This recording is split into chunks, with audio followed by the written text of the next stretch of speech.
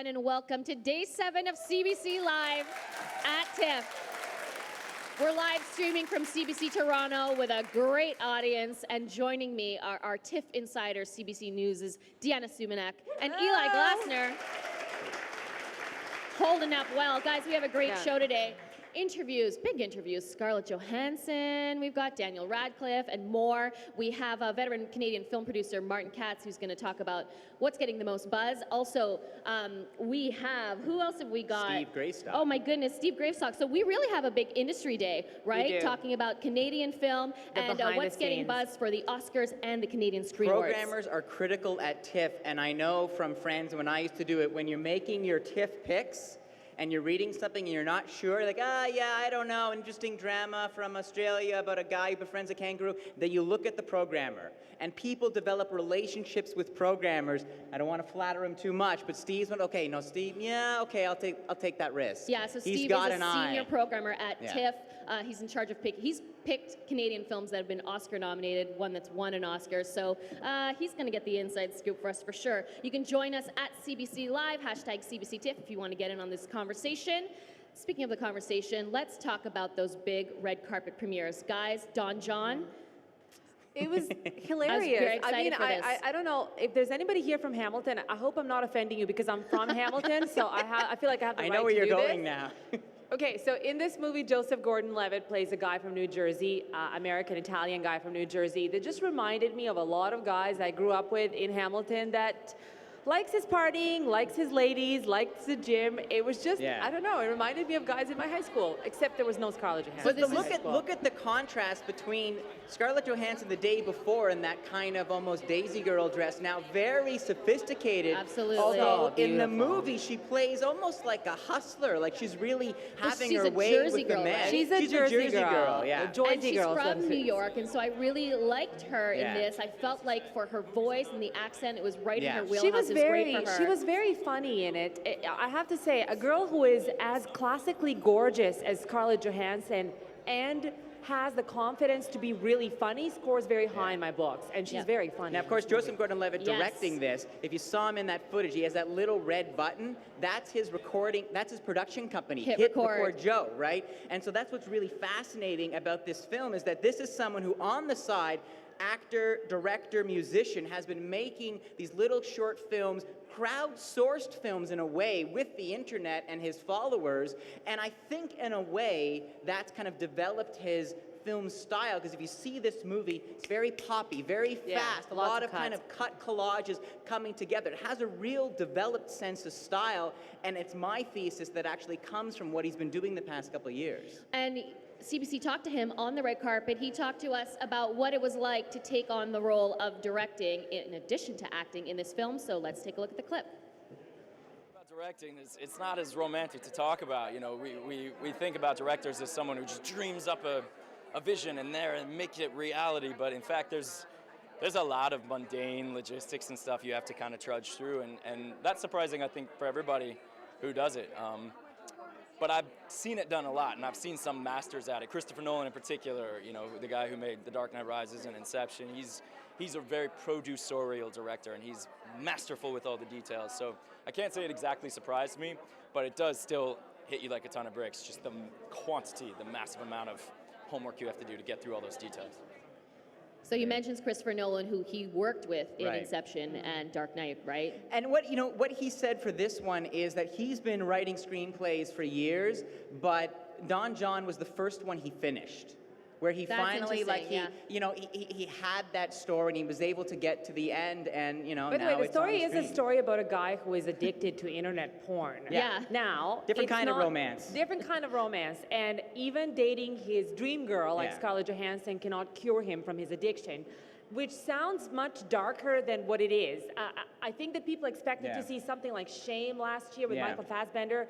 There's no full frontal nudity. In fact, and Eli was talking about the quick cuts. you don't actually see any pornography. No. You see sort of glimpses No, but of I mean, I think it is body explicit parts. in that how it actually addresses the issue of Right. addiction and how this guy who actually has Scarlett Johansson as his girlfriend, and yet Cannot he's still quit. going back to the laptop. Right. He's still reaching for the, well, I won't say what. And so it is a very kind of honest but provocative film. And yeah, quite I think funny. I like. It was well, I was funny. going to say the thing I Yeah. really appreciated about it. Some people haven't been that over the moon. I actually thought it was really well directed, and I the agree. writing, funny stuff. Tony Danza.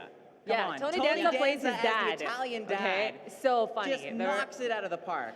We have a clip from Scarlett Johansson. She was on the red carpet and she told us what was the most annoying thing about playing this character. All right. Having to wear like really long false nails for like acrylics for like 3 months or 4 months, that was the bane of my existence. I couldn't do anything. And then of course when I took them off, I couldn't do anything because I'd kind of learned how to type on my phone. It was horrible. So never again. I guess the agree ladies with in the her. audience can relate, I probably, can't. right? I don't understand how people do it. I mean, Practice, like she said, practice. So let's. Tweeting. You'll have to watch the Can't film tweet. to see what prevails, love or porn, or maybe it can be both, right? Next big red carpet, guys. Kill Your Darlings. Yeah. Who was out for that? So Daniel Radcliffe, right? And this is, he is one of the big stars of TIFF. He is in three films. movies, folks. The F Word, giant buzz, Canadian comedy, just got bought for multi-million dollars. He's in Horns, which is a horror film where he has Vanguard film, horns. yeah. And this, where he's playing Allen Ginsberg. And that's what amazes me, although that's a lovely jacket, I gotta say, very think he's nicely done. copying your Yeah, I Aubergine know. jacket The from color the other blocking or day. whatever. But anyways, I mean, other than being a handsome guy, the range, the acting chops. You see him in The F Word where he plays a charming British guy, and then you see him in Kill Your Darlings where he plays Allen Ginsberg in 1943. It is so convincing. The first 5 minutes of the movie, I was checking my own notes. I think that's Daniel. No, that maybe it's. And I was looking to see like where's Harry Potter? He's gone. He's Yeah. It's one of those performances where he just disappears into the character. So I think actually with Joseph Gordon-Levitt and Daniel Radcliffe, what we're seeing here is the new wave. This is the next generation coming up. Of people we knew as kids. Yeah, Yeah. and these are actors that Yeah. have done the right things, learned what they had to learn from these smaller movies and when they were younger, and they're going to be Smaller around. movies like Harry Potter. And Like yeah, Harry Potter, like little that, indie little known comedy. movie. Yeah. You always wonder with a biopic, though, this biographical type of Yeah. film, what work the actors have to do to be true to the Right. people that they're representing. So we talked to Jack Houston on the red carpet of the E1 party. No one actually recognized him. He's in Boardwalk Empire, but he only has half a face, so he was breezing by people, and we're like, CBC, come right here. Anyways, he talked about what work they did to prepare to play these real people. I love our film, Kill Your Darlings. It's an amazing movie about the meeting of all the beats. I play Jack Kerouac, Daniel Radcliffe plays Allen Ginsberg, Ben Foster plays William Burroughs, Dane DeHaan plays Lucian Carr. We have the most amazing cast. You read a lot. You read everything you possibly can. But I read everything up till the point when the movie ended. And then I thought, don't read any more because I don't want to taint my character. I want to be up to the point where the film ends. Because there's so much to read about Jack Kerouac, and you know him when he's older, like more wise, you know, maybe more drunk. But I wanted to be him fresh-faced, 22 years old at Columbia University, so that's good. I have a question for you, Eli. I have not seen this film, but this is the second film in the last 2 years to try Right. to recapture the spirit of the beatnik generation. Last year's On the Road, starring Kristen Stewart from Yeah. Twilight, for me, failed to do that. I mean, I loved Kerouac. I was reading Kerouac. The film felt dated. The unabashed use of drugs and sex and freedom, it felt like, okay, yeah, that was the spirit of that generation. I did not feel it was timeless. How did you feel about Kill Your Darlings? I think it works in terms of capturing that mood, but this is kind of On the Road. I mean, this is Right. like the prequel When they just met. to that movie. I Right. mean, when we meet Jack Kerouac, he's still in New York. He hasn't become that guy Right. yet. He's living with his wife. I mean, he's introduced as Jack, and only later on, when someone says Kerouac, I'm like, oh, that Yeah. Jack. And Oh, that's okay, exactly what he yeah. said, that Yeah. he wanted to be the fresh, young character, But not anything yeah. else that we know. We actually have one more clip from last night's red carpet. Daniel Radcliffe talking about what it's like with these three films and more to finally move away from being known as just Harry Potter. Take a look at that. I'm definitely glad to be making strides and people seeing me now as an actor rather than just a character, but I think it's a process. There's no one film necessarily that does it. I just have to keep working, and I think audiences have already adjusted to some extent to the idea that I'll do other things, but I think it's I'm definitely on my way. All right, now it's time for our CIBC Star moment, where we're going to take a look at the guy who's been the one, Neo, Ted. He's even been Hamlet. It's Keanu Reeves, who has a different role at this year's TIFF. He's directing and starring in a film called The Man of Tai Chi, and here's what he had to say about what it was like to do both of those things. Check it out. The biggest part is that they have such different responsibilities. As a director, you're looking out and looking at the whole. And as an actor, you obviously have a responsibility to the story and to your performance and to the moment. But by having the objective and subjective, they're very separate things. And so to kind of jump from one side to the other, the first day was interesting. But then as we went along, it became easier, and I had more fun with it. Why'd you win? Because I'm better. We were hoping to have the fighting scenes be not just action sequences, but dramatic scenes, so that we see our lead character, Chen Lin Hu, develop. And so hopefully we go on this journey through the action with him, and we know that we're there, we feel it. And now we're very pleased to welcome the chair of the Academy of Canadian Cinema and Television. This is Canada's The Academy, like the Oscars Academy, Mr. Martin Katz. He's a film producer, he's an internet pioneer. What have you been doing at TIFF? I've seen, my mission this year is to see every Canadian film at TIFF. There are 30 Canadian films at TIFF. Some of them are documentaries. How are you doing so far on your mission? 18. So I've got 12 films. You're not, wow. You're like so over busy. the crest and you're Yeah, still going. we're on the way down. No, we're seeing 4 a day, 5 a day. I mean, it's quite, it's a job. How are you feeling about the caliber of films? Because earlier on last week, I did a story for The National about Canadian directors working with Hollywood stars. You talked about Daniel Radcliffe and Michael Dowse. Obviously, Denis Villeneuve having a huge year with Hugh Jackman, with Jake Gyllenhaal. It seems like we're coming of age. Oh, no, it's a huge year for Canadian cinema, but it's a huge year also for Canadian cinema directors. Right. So you think about Denis Villeneuve, who had great success with Incendie, that was nominated for for an Oscar for Best Foreign Language Film, is back this year with 2 films, both of them with Jake Gyllenhaal, one with Jake Gyllenhaal and Hugh Jackman, called Prisoners. Yeah, exactly. And Enemy. and the other one, Enemy, with Jake Gyllenhaal. times 2. Yeah. Take times 2, Okay. and also I like working with 2 Sarah characters. Gadon, who's done a lot of our films. Yeah.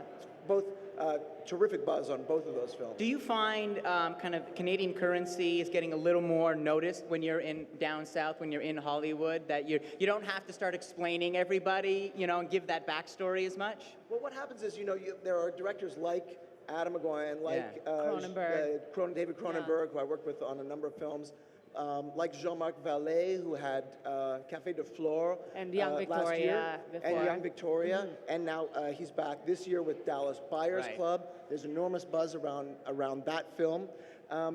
These are people who are Canadian, who've done their formative work here, and now literally are household names in the industry, so industry-wide known names around the world. And I think what we forget sometimes, like when I was talking to Colin Firth, he was saying how he's friends with Adam McGowan. I mean, the best actors are fans of cinema, and they watch these movies, and when something is good, they want to see it, and they want to work with someone who is good. And so I think our directors get their own followings, and those cross borders. I have to admit, I think it speaks to our national insecurity, and certainly mine, that I was a bit surprised when Hugh Jackman told me that he watched Incendie. Yeah. When we watched it, sure, he called it Incendies, but he watched it nonetheless. And I guess I'm still surprised that maybe not for Egoyan and Cronenberg, but there seems to be a new generation of directors in their 30s and 40s who are just being discovered by this worldwide talent. What do you think about that, Martin? No, that's absolutely true. I mean, you think about The F Word, which is in the festival this year, directed by Michael Dowse, who directed Goon for us last year, and Fubar and Fubar 2. Yeah. I mean, crazy, out there comedies, and now he's back with a wonderfully affecting romantic comedy, starring Zoe Kazan and, of course, Daniel Radcliffe. Which was just bought. which was just bought at a meeting that went till 5 in the morning. Really? Really? Tell us And about so it. the insights. Bit of a this bidding is the war stories there? we want to Well, hear. this is what happens at festivals. That we look at it as a lot of people in the public come to these and say, "This Yeah. is great. I saw a great movie." What happens is when you leave that movie theater, the producers and buyers and sales agents from around the world will generally retire to a restaurant or bar or office or suite and start negotiating the price of that film in a variety of territories. And of course, the biggest territory in the world is the United States for films. I wanted to ask you about that because I was at a party last night for the First Weekend Club. They promote Canadian films. They try to get people to come out opening weekend to give us a fighting chance. But one of the producers there was talking to me about whether TIFF should have more of a marketplace like they have in Cannes, where there really is that commercial side, business side, of the yeah. selling. But you get, the quality of films is a little different. But do you think TIFF should go bigger on the market side, or is it the right balance for you? It's hard to think of a way that TIFF could go bigger in any aspect. Right, but I will tell you that what's the great power of TIFF is the audiences that come to see movies here. So there are 4 main festivals in the world. There's Cannes, there's TIFF, there's the American Film Market, and there's Berlin, and then some smaller festivals, Venice, Sundance, Telluride, Palm Springs. And what's amazing about Toronto is that there are literally thousands and thousands of real people, real audiences who go to see the movies and love the movies, or don't love them, as the case may be. And when you come out of a movie theater where the audiences stood up and cheered and applauded at the end, you have to believe that those producers and worldwide sales agents are going to lock themselves in a bar and stay up till 5 in the morning like they did after the F-word premiere, world premiere of the F-word, and ended up making a great deal for some of the international. I love Really hearing quickly, those Martin, stories. what movie are you working on right now? Oh, we just came back from Los Angeles with David Cronenberg. It's our 4th movie that we've worked on together. A movie called Maps to the Stars, which will be ready in the new year. This is Sarah Gadon, of course, has come back to us after a number of films Who is together. on a tear right Who is now. on absolute tear. We had to steal her away from Dracula, where she's shooting in Belfast. But also Julianne Moore, John Cusack, Mia Wasikowska, who's brilliant, Olivia Williams, and of course Robert Pattinson. So we watch for that Are you next guys year. Robert Pattinson fans? Twilight? I feel like You worked with Pattinson him on should get like an Cosmopolis as honorary well, Canadian right? citizenship. What does he like to work with? Oh, Rob is a dream to work with. He's terrific.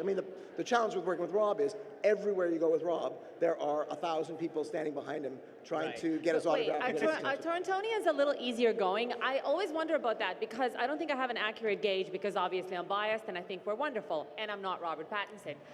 Are we easier going than his fans elsewhere? He spent a long time here in the city. Obviously, he has a great sort of friendship and great working relationship with David Cronenberg.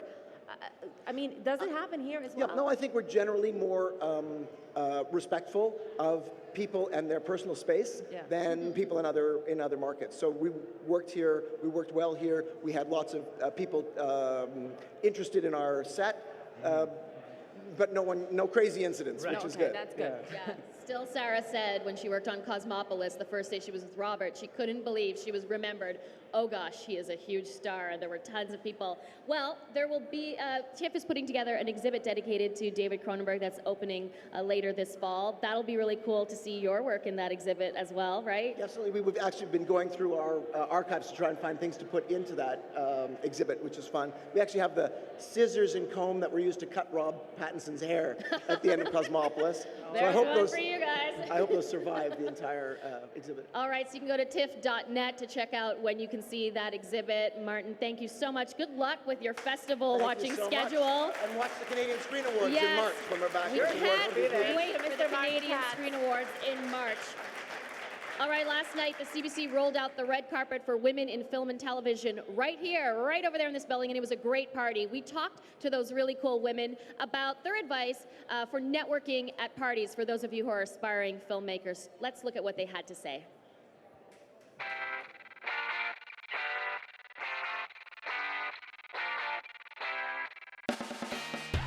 Women in film and television, that's what we're here today to celebrate and to listen to.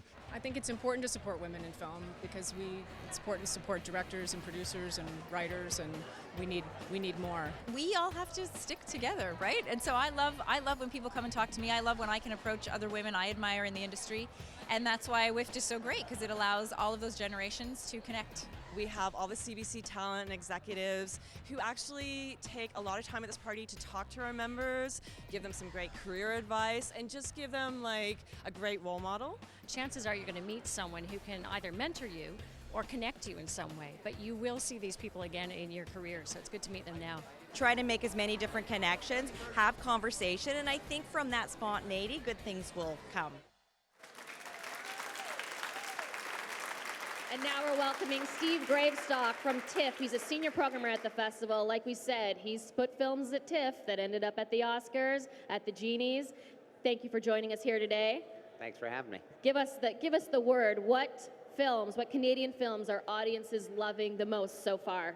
Well, I've seen really good reactions at Gabrielle, Louise Archambault's film this morning. It got a standing ovation last night. Richie Maida's film Siddharth got 2 standing ovations. Wait, let's move back to Gabrielle for a second. Why do you think tell us for each one why you think audiences are loving it so much? Well, with Gabrielle, I think it's just a very touching story. It's about a woman with, I think it's Williams syndrome. And she wants to step out on her own, start her own life, have her own apartment, have a boyfriend. And it's about her struggle and the struggle of people around her to deal with those urges or those wishes. And Siddharth is Richie Maida's film, which did very well at its screening the other day, or last night, is a film about a father searching for his lost child. He's been sent away to work in another town, and he doesn't return at the appointed time. And it's a very touching and quite beautifully made movie, quite visually striking about the father's search for his son. I see Eli nodding behind you because he's. I'm just wondering because we got an announcement yesterday that Telefilm's going to be announcing the choice for the foreign language film that Canada will put into the Oscar race. Do you have any guesses? You want to make a wager here? Predictions are always. Are you allowed to? Predictions are a bit of a mugs game. Yeah. So, but I would say Gabrielle and Siddharth would have chances. I've heard both for those sure. myself. Tom at the Farm, Tom at the Farm, the new Xavier Dolan movie. And by the way, we'll have Xavier Dolan with us tomorrow. So that's very exciting. Why is everyone talking about Bert's Buzz? Well, it's actually made by a veteran filmmaker and producer. Jody Shapiro produced a lot of Guy Madden's work. This is his second documentary. He had a really great, very funny documentary called How to Start Your Own Country a couple years ago. Bert's Buzz is about the iconic figure on the Burt's Bees products. It's about him. I met someone in line who said, "I'm going to see that because I use the chapstick." I do use the chapstick. I'm like, you know what? I love Okay, Burt's you've got the connection, and now you'll know the story. And it's to me, a very Canadian movie because this guy started the company, and it was sort of bought from him. And even though he did quite well with it, he didn't quite make when it became very successful. He wasn't involved, so he didn't really profit that way. But the film's not about him being, treated poorly. It's about what kind of person he is. He's quite eccentric. He's very much a sort of 60s style entrepreneur, rebel, kind of a loner. It's a very touching look at his life. Very cool. Well, Steve, I was just wondering, your days, I imagine, I'd love to see your schedule and how you run from theater to theater as you're making all those introductions, but I imagine part of the pleasure for you... I don't ever want to see my schedule, yeah, actually. It's just told, terrifying. Where do I go next? What are some of your favorite moments from this year's TIFF so far? Because you do get those little moments where you get to meet the people that you first met in your screening lounge or on your laptop or in a dark theater somewhere. Well, one of my favorite things is doing the Q&As with people. That's great because you get to see the directors interact with the audiences, and it was a lot of fun doing F Word with Daniel Radcliffe. I can call him Dan now. Actually. You can. Everybody who knows him calls him Dan. And Zoe Kazan and Mike Dowse, who's one of my favorite filmmakers, and a great Canadian cast too. Megan Park is one of our TIFF 2013 Rising Stars. It was fun doing the premiere of Rhymes for Young Ghouls, Jeff Barnaby's sensational debut. Really intense movie about set against the backdrop of the residential schools. I've never seen anything like that, and I want to see what he does next. It's a great start, and where he goes from here, how do you follow that up? It's true. Well, he's got tons of scripts. So, good. I think he's got lots of ideas. I did have a lot of fun at Grand Seduction too, which got a standing ovation Don McKellar and Brendan Gleeson and Taylor Kitsch came out for the Q&A. And I got to brag to my wife because we're big fans of Friday Night Lights. there you and I was go. like, I'm in the green room with Tim Riggins. Right. So the F Word and the Grand Seduction, for sure, amongst the Canadian films, had more buzz than the others because of higher profile people and directors. Did they stand up to the buzz? Oh yeah, they're both really good. Yeah. Audience-wise. Yeah. I know you like them. You chose. Well, no. The response was, I mean, you can always tell when a film's going over very well because the audience stays riveted to its seat. Collective seat. It's interesting with Grand Seduction because it is a very sweet film, but I guess it does have kind of a subversive edge to it because it is about these people in this little maritime town who don't have jobs. They're all living on the dole, and so it's really about giving them their respect back. And I mean, perhaps that's part of what they kind of respond to, the wonderful ending of that film. Well, and the premise, I mean, I think that the hardship, the economic hardship is a universal story. So I think this was originally a Quebecois movie, and they've moved it to Newfoundland, and it works very well. When in the Q&A, we were talking about the most difficult thing, and easily the most difficult thing for the cast was the cricket. Really? Because they're forced to play cricket to entice a doctor to stay. That way they'll get the factory that they need so they can all stay in the same town. Very cool. Thanks so much for joining us, Steve. We can't wait to see who wins Canada's Top 10 Awards at the festival. That's always a good indicator of what to go see. And we're actually going to take a look at a clip from Bert's Buzz to see what it's all about. I realized that as long as I had one beehive, I could sell honey. And eventually I had 26 hives of bees. It was a realization I never had to look for a job again, as long as I led a low-key existence.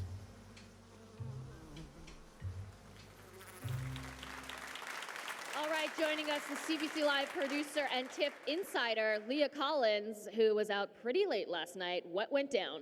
Well, I went to the Soho House because I was trying to track down Scarlett Johansson and Joseph Gordon-Levitt. They were both there for the Don John premiere after party.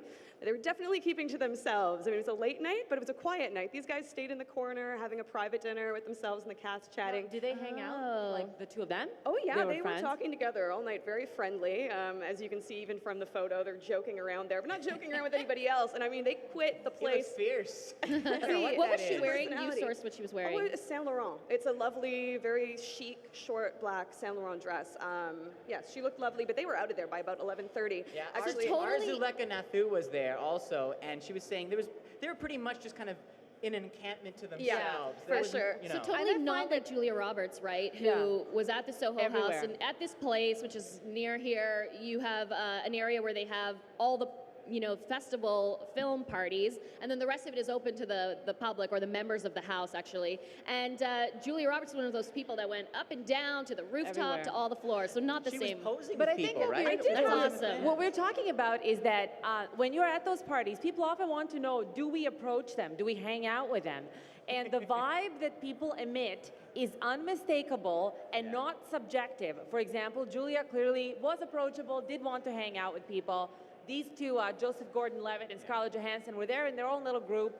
I can't explain to you how it works, but it's the don't touch me, don't talk to me. You can get them though. Like right before they left, one of the people that was in my group was just like, I have to snag them, have to tell them that I love this movie, and they were very polite, very gracious. But they also said that they were going to turn into pumpkins if they didn't go to sleep. That's basically how I talked to Benedict Cumberbatch as I ambushed him. I waited until I could see he was moving from one place to another, and then I kind of intercepted him. Because you knew about the Alan Turing project, the upcoming project. I think that's a legit way to approach it. No, it was legit. Whether he wanted to answer it, Leah, who else did you run into last night? Well, since ScarJo and JGL were gone, I went to F-Stop where Keanu Reeves was celebrating the premiere of Man of Tai Chi. He was definitely there. I did not see him do that, unfortunately, which would be amazing. His physicality, just even on the red carpet, Very was wild amazing. stallion. So relaxed, moving around. We love Keanu. I have friends who have actually left their jobs for a day, and one of those friends is a lawyer because she's such a big fan of Keanu Reeves, to go and wait for him and meet him. Those who love him a lot. You have some swag for us. Oh, that's right. Okay, so We've got a bunch of giveaways. We've got a pack of double guest passes to go see Prisoners during its run of engagement with Hugh Jackman and Jake Gyllenhaal. And I also have this bag of celebrity swag from NKPR's IT Lounge. Now, Daniel Radcliffe has gotten one of these, Zoe Kazan. And if you want to get these things, all you have to do is tweet CBC Live, tell us your favorite Canadian star, and then you have a chance to win. So we'll be announcing the winners later on today. So that's at CBC Live, #TIFF, and we'll throw in some double passes for Prisoners online as well. Of course, you guys are gonna get some. We'll tell you at the end of the show how someone's gonna win. These ladies are like, yes, we're getting them. You're gonna win them. We'll tell you how, although you deserve them because you guys look amazing. All right, what are you guys gonna be up to tonight? I'm on the red carpet for a Bollywood film. I think it's called Another Desi Romance. And then after that, I'm going to be on the red carpet for The Art of the Steal, which is this new kind of heist film starring Jay Baruchel and Kurt Russell, Canadian director. So it'll be interesting going from the world of Bollywood and then to kind of this great Canadian caper. That should be enough. A busy night. I'm going to go to the Burke's Diamonds Women in Film Party. I'll be going live to CBC News Network, so keep it locked on Channel 26 if you're in Toronto. Amazing Canadian women. We were talking about Sarah Gadden will be there, Emily Humphreys, and there's a great new generation of Canadian actresses, Corinne Vaness. They will all be there to be honored by Burke's Diamonds. And then later on tonight, I'm going to go see Tom at the Farm, because tomorrow, Xavier Dolan will be joining us right here at CBC Live. Absolutely, and Leah's going to hit the party circuit and have all that for us too. It will be a great show. Xavier will be here along with the fabulous author of the Book of Negroes, Lawrence Hill. So don't miss that tomorrow, 12:30 p.m. Eastern, cbc.ca/live, or join us right here because we're having a blast. We'll see you then. Thank you, guys. What an amazing crowd.